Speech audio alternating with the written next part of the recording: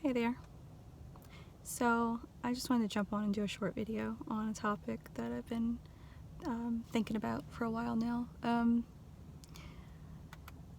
Why is it that people fear success, and why is it that so many people try to stay small, basically, in life, and hide their gifts and hide their true light and their true self? And I think it's pretty evident in the world. If you just look at what's been going on in the last 2 years, you have all this, these protests going on with the truckers, and they're peaceful protests, and people are going and they're coming together in unity for freedom and standing for something of value. And that energy is an energy of love. They are fighting to protect something that they love, which is their freedom and their sovereignty and their freedom of choice, and the freedom from government tyranny and control. And so what's happening is they're trying to make this look like it's, like it's turning violent, and it's going down a dark path, and it needs to stop. And they didn't do this with the whole BLM thing, and when all these riots were going on and people were burning communities, and and creating violence and looting. They weren't stopping that. And so this goes back to something that I've touched on a few times about the whole concept in the workplace of the slacker versus the workhorse. The slacker can get away with anything and everything because it's what's expected of them. They've always done that. That's who they are. They've always stayed at that level. But the workhorse is the one that's always trying to rise higher and do better, and work harder and do more, and reach a certain level of success, and just be their best. And it just always seems like the workhorse is the one that gets, the shit end of the stick. They get picked on the most. They get devalued. They get held to a higher standard than the slacker because they've raised the bar to that standard. They've raised themselves to that standard. So, with every level that you go up and you raise yourself higher, people start holding you to that standard. So when you go all love and light and perfection, and you start quoting scripture, and and shining your heart, people hold you there. So then, I've experienced this. I probably make people's heads spin because one day I'm all scripture and Jesus and love and light, and the next day I'm like, ooh, check out this horror movie, I love this shit, I'm going like gothic. And it's really confusing for people because once you hit that love and light level of the ladder, they want you to stay there. So when you come down and you get a little dark and gothic, they're like, oh, you're phony.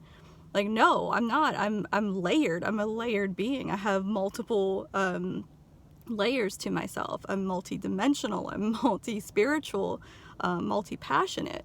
So I'm not, just this one-dimensional being that has to be this one way all the time. And that's what happens is when you come up consciously and you start shining a light, you're going to attract the darkness. And this is why it's you have a lot of people that pretend to be love and light, and they're really dark. And then you got a lot of people that look really dark and scary, like they're tattooed and they're freaky and they're goth looking, and on the inside they're like, all love and light, really. They got a heart of gold, because they hide that light, because they know that they get attacked more because of that light. And you see this in the world with what's going on in the world stage, the people that come together and stand for freedom and liberty and family values and anything worthwhile, and they come together for that, they're attacked. they're attacked and they're called, crazy or radicals or conspiracy theorists, and the dark comes out in full force and tries to attack them and tear them down. But when the slackers are coming out and they're causing violence and destruction, oh, let them go, let them get it out of their system. It's a double standard. But this is with anything. Like the higher you rise consciously, the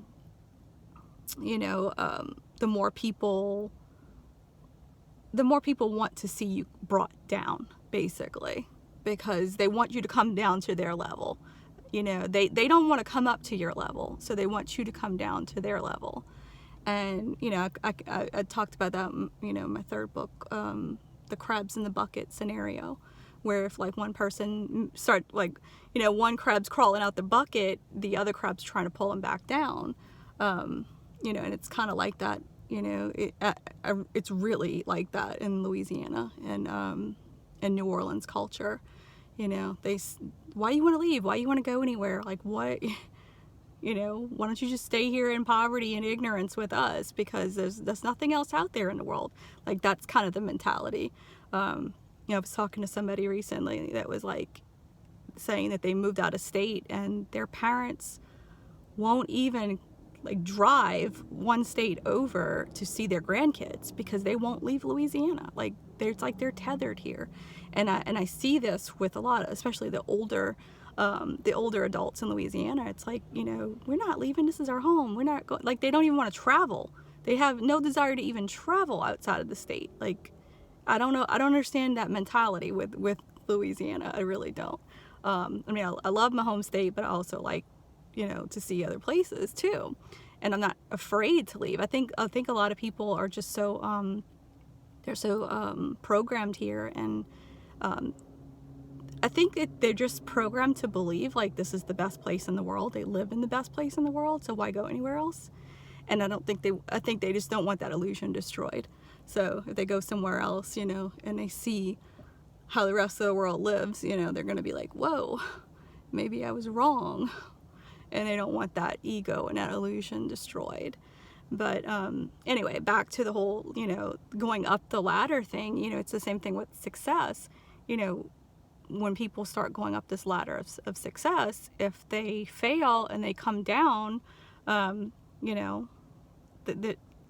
what people want to see. They want to see you come down to their level, because they don't want to come up like the crabs in a bucket. They don't want to come out the bucket because they're too scared. They don't know what's outside the bucket. So they're going to stay in there, but they'll be damned if you're getting out because misery loves company. And that's kind of how the world is. Like, the most, violent, angry, scarcity-minded people, they can't stand to see that other part of the country that's hardworking, has their shit together, has what they need because they work for it, and and they're coming together and they're standing for something of value and family values and faith and something. And something more. They're coming together for something more than just themselves. It's something bigger than them. And whereas this other group, the far left, they're like, it's me, and what is the world going to do for me?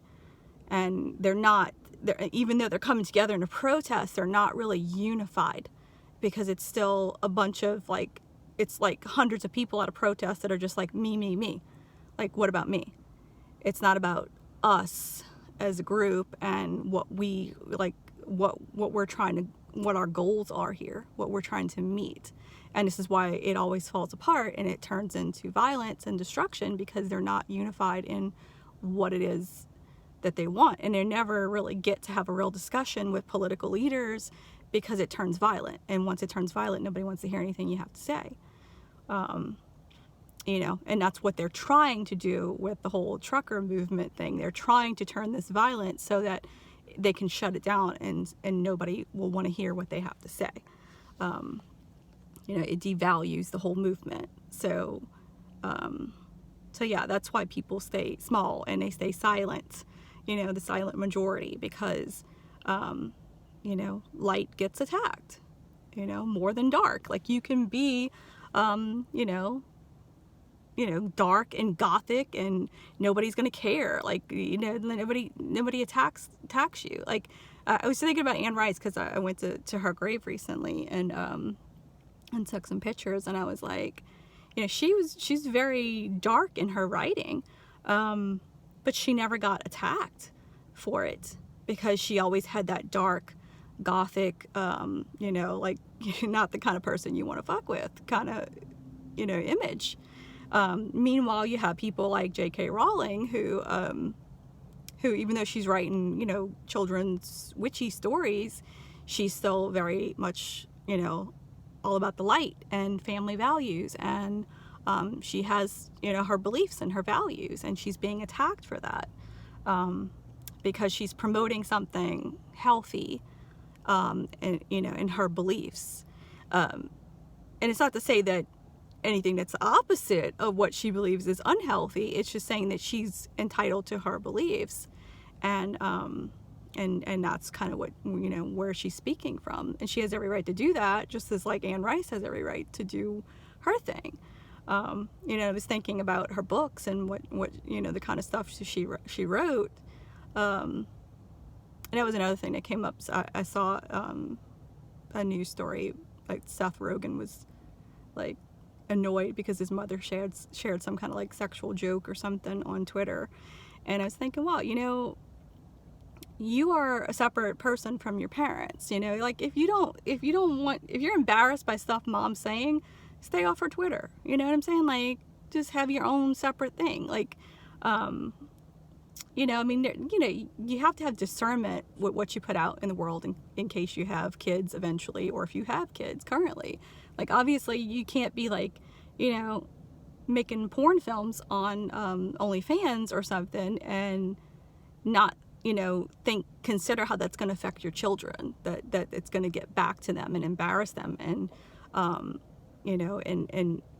and cause them a lot of pain in their life. So you don't want to put that out there, but at the same time, you don't have to be like this pillar of perfection just because you're a parent.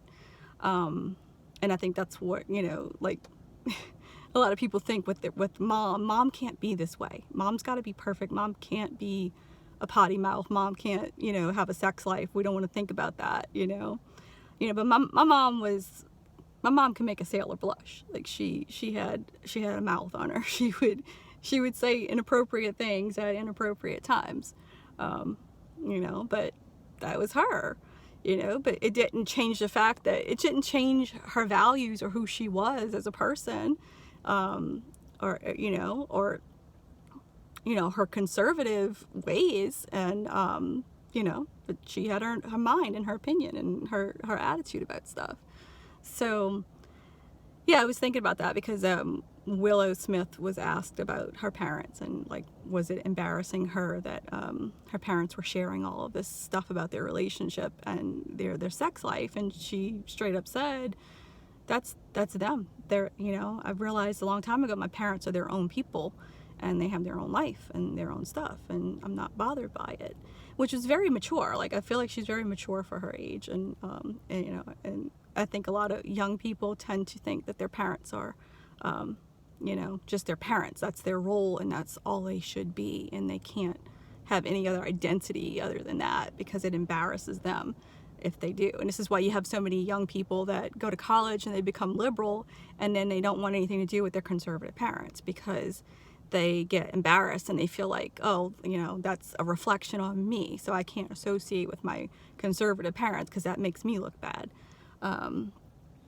But parents don't disown their kids because they're too liberal, like they just understand, like, that's the phase you're going through, when you start paying taxes, you'll understand, and you're working.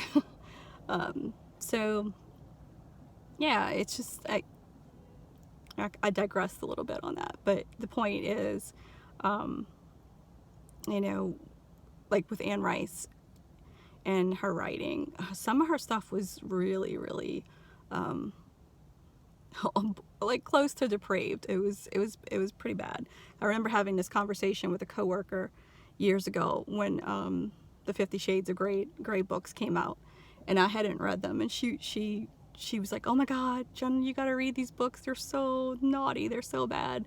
And she read me like a little excerpt from the book, and I was like, "Really? That's nothing." I was like, "Go read Anne Rice's Sleeping Beauty series." And she's like, "Okay." So she like a week or so later, she came to work. She's like, "I can't read that. Oh my God." Like, she was so embarrassed. She was like, "I can't read that. Like, I started to, but I just can't finish it. I can't do it. It's too much." I'm like, "Yeah, I know." So the 50 Shades stuff is nothing compared to what Anne Rice wrote in those books. And she wrote them under a pen name, Of course, it didn't really do any good when she finally, released who she was. She came forward, but it never hurt her career. And she was a mother. She had kids. Never, it never affected her in that way. And I think, because I was tossing around ideas for a piece of erotica, gothic fiction that I was going to write, and I've thought about writing erotica for a long time, but then I always had that, and like, should I write it under a pen name? Is this going to come back to haunt me? Like, do I want my kids knowing? Like, if I ever have kids, I don't know that I will, but don't want them coming along and saying, "Mom, you wrote this." But at the same time, I'm just like, just don't read anything Mom wrote. That's all it is. It's the same thing with actors and actresses. They do movies and they get naked on screen for a sex scene. And obviously they tell their parents, "Look, Mom, Dad, y'all can come see the film, but you gotta walk out on this scene. I don't want you watching this." Or if it's a really, really bad film, I don't want you seeing it at all. So, it is what it is. Like, you can't censor yourself for fear of what everybody else thinks in the world.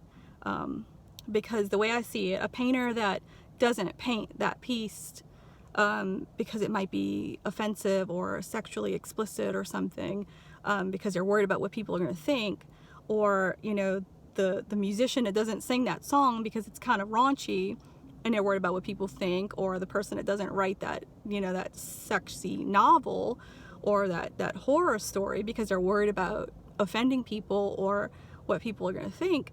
I mean, they are stifling their creativity, and the creativity is a gift from God. So when you stifle those things and you say, I'm not going to do that because I might offend somebody, or or what are they going to think of me? You are stifling your gift from God, basically.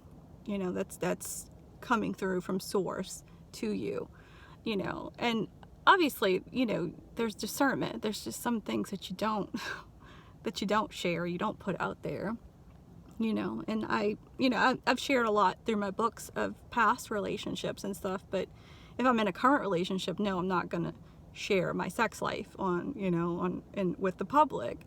I believe that there needs to be some discernment with that stuff. But if I'm writing a piece of erotica fiction, that's no reflection on anybody else in my family. That's me. That's my creativity. That's my gift flowing through from God. And if it offends people and they don't like it, oh well, fuck them. Like, I'm tired of worrying about what other people think. I didn't come here to live to please them. I came here to live my life. And I'm created exactly as I was meant to be. And every experience that I've had, good or bad or naughty or shameful, whatever, they've built my character, and strengthened me as a person. So, to have shame or guilt or try to deny those things is basically denying gifts from God, denying the life that I was given, and all the challenges are there for a reason in life.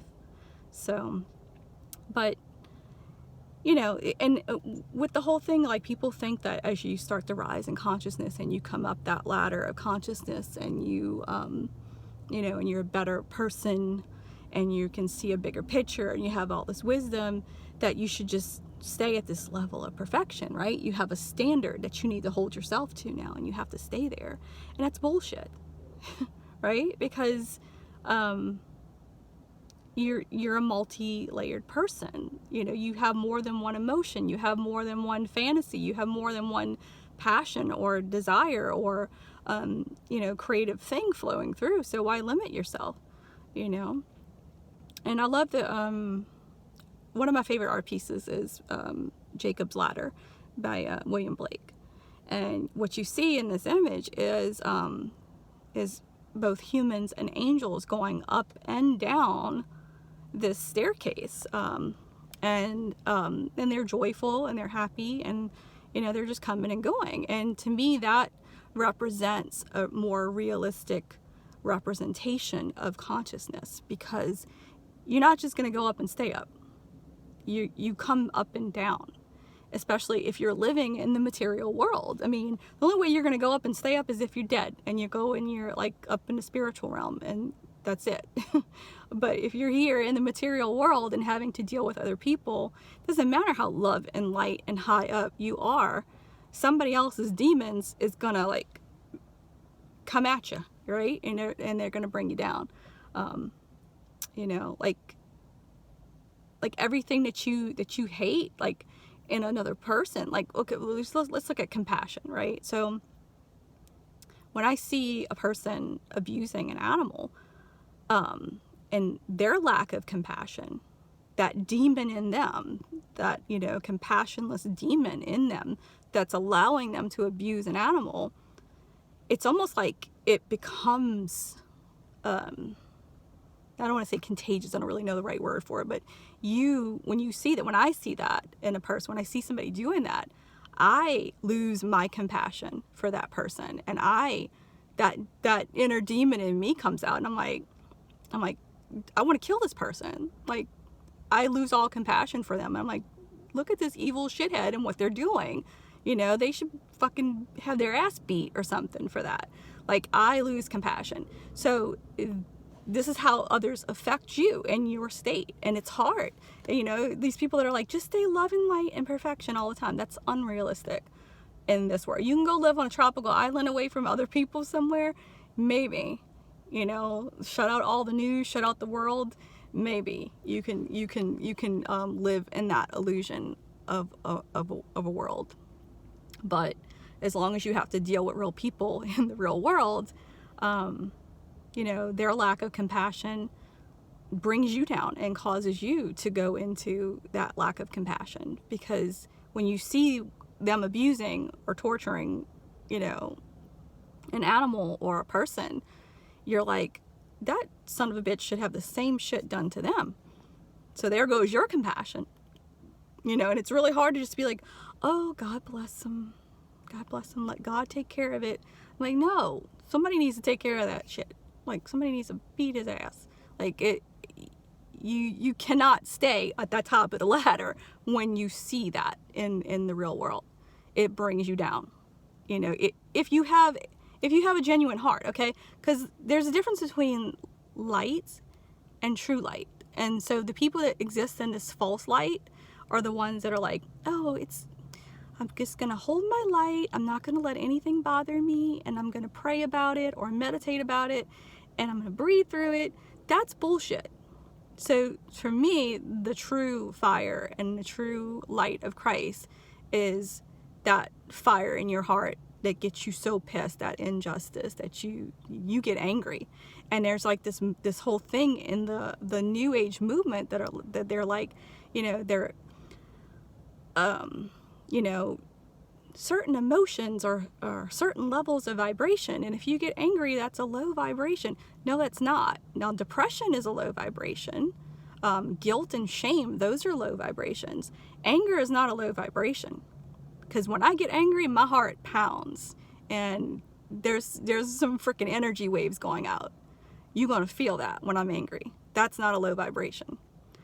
It's a scary vibration if you're on the receiving end of it. If you piss somebody off and they come at you with their anger, it you know, it's a scary vibration that you don't want to be on the other end of. And I think that's one of the reasons why people are like, you know, just calm your anger, and like, you know, they want to invalidate anger, but you know, it's a valid emotion. Sometimes you have to get angry about the shit that's going on and the injustice in the world. And to me, that's true fire. That's true light. You know, that's real. That's not like, you know, this new age bullshit that's trying to like act like those things don't exist in the world when they do. Because if they can make you believe it's not real and it doesn't matter, then you stay silent, and evil just gets to keep progressing and doing its thing, you know?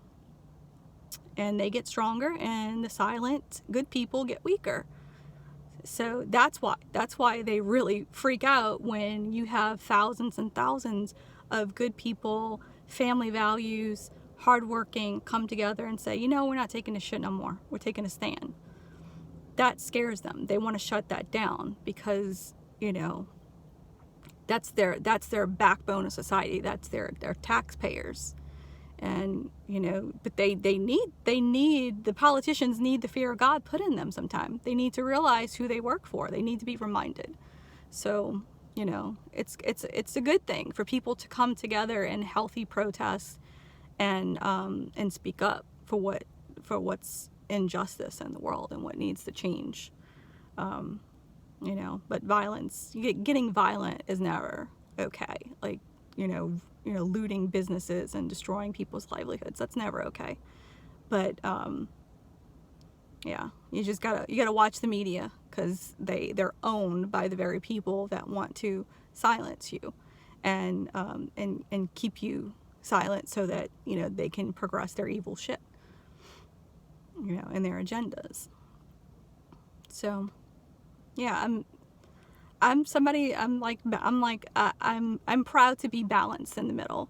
I'm not trying to be all love and light and perfection, but I'm also not, you know, too dark and gothic either.